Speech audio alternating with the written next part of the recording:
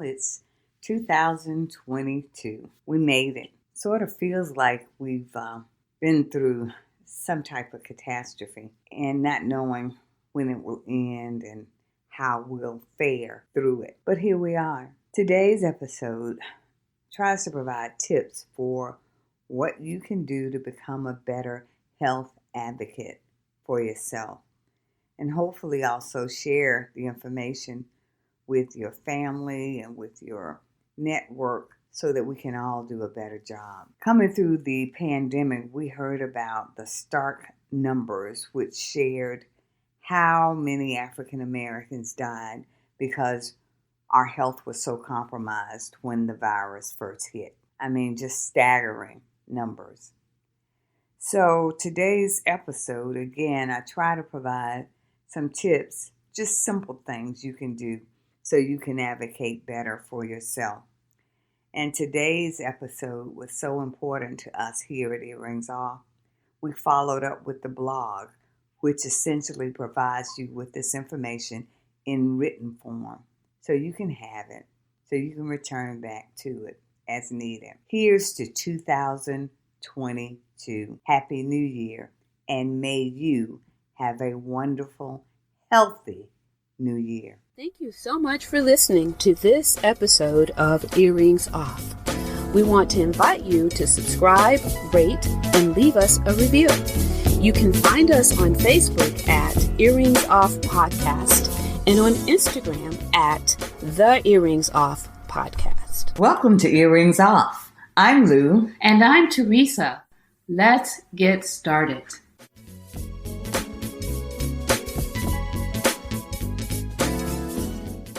I want to start today with a disclaimer. I am not a doctor. However, Teresa and I have done quite a few podcasts and blogs encouraging you and us to be better advocates for ourselves when we go to the doctor. During our recent conference, Teresa led a mini workshop on nutrition and health where we discussed what to do to advocate for ourselves during interactions with medical personnel. I wanted to capture some of the points we discussed to hopefully give you a clearer example of steps to take as an advocate. Here are some tips to help you prepare to get the most out of your medical appointments in 2022. If you are going for a specific illness or problem, take a few minutes before your appointment to jot down what you are experiencing. What hurts or feels odd? When did you first notice that something was wrong? Be prepared to tell your physician exactly what you are experiencing. Now is not the time to be vague or shy about what is going on with your body. You don't need to share gory details with your neighbor or your brother, but you absolutely need to share pertinent information with your physician and share what you have done to try to address the issue. And bring a written list of all medications and supplements you are taking. Include the exact dosage. I'm a bit extra, so I actually take bottles of my supplements with me. When I visit the doctor, I take a lot of stuff.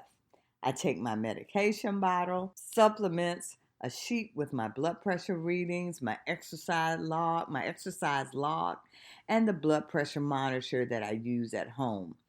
I take a reading with my blood pressure cuff in the office, compare it to the one they use to make sure it's accurate. Remember, high blood pressure is the silent killer. If my home monitor is giving me false readings, I may unknowingly be putting myself at risk for a stroke, heart attack, or other complications that arise from dangerously high blood pressure. Take with you a list of written questions. Don't just rely on your memory. Going to the doctor can be stressful. It becomes even more stressful if you get bad news. You may not remember what you wanted to ask when the doctor is actually in the room with you. Yes, WebMD and many other resources are great. However, they can't replace your physician who has your medical records and knows your medical history. Your doctor is the best resource. If they are not, then you need another doctor. If the doctor uses phrases or medical terms that you don't understand, don't hesitate to ask them to explain it to you.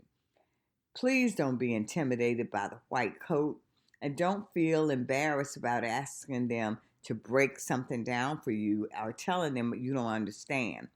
They have been to medical school and you have not.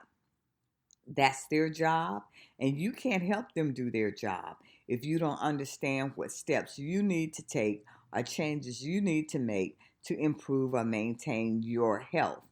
If your physician doesn't have time to explain what they are saying or seem annoyed when you ask for clarity, then again, maybe you need another physician.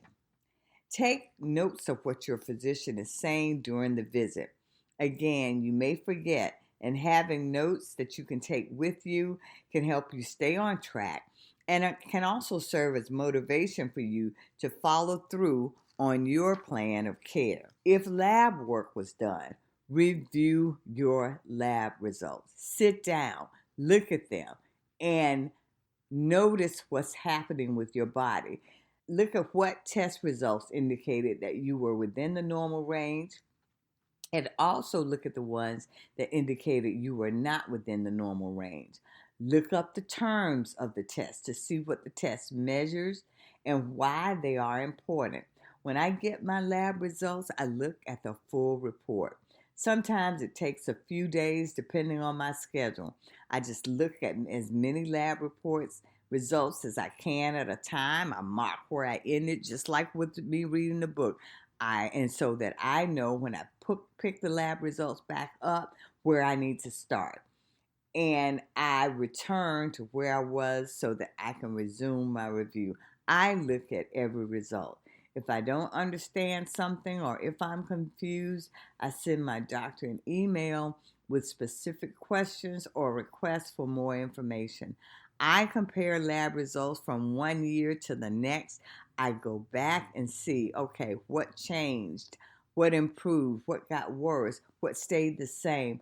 I want to get a better gauge of how I am doing with my overall health, and this is a great way to do it.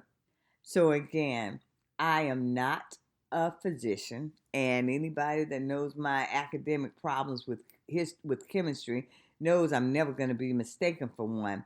But what I do know and what I plan to remember and what I encourage you to remember in 2022 is that this is your body, and it's up to you to speak up when necessary. You cannot abdicate the responsibility for you to be responsible for your health to anyone else as long as you are competent to do so. If you're competent enough to take care of all of your other responsibilities and demands, understand that it starts with your health. If you're not well enough, you don't feel good enough, if you're in pain, you can't take care of everything else. Your very life and the quality of it depend on you speaking up and being your best advocate. Now it's 2022. Get to it and take care.